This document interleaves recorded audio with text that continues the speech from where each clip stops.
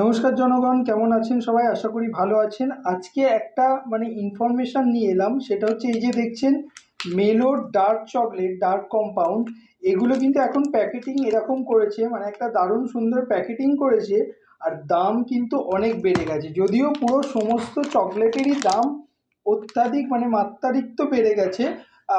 এটা যদিও হোম বেকারদের কাছে একটা খুবই কি বলবো খারাপ খবর, কিন্তু তাহলে সেই মতো যেহেতু ডার্ক চকলেটের দাম এত বেড়ে গেছে, তো সেই মতো কিন্তু এবারে কেকের প্রাইসও আমাদের মাথায় রাখতে হবে। সেই মতো কেকের প্রাইসও থাকবে, বিশেষ করে চকলেট কেকের প্রাইস কিন্তু সব বাড়াতে হবে। আমি সব হোম বেকারদের বলছি, আর কিন্তু কমে দেয়া যাবে না।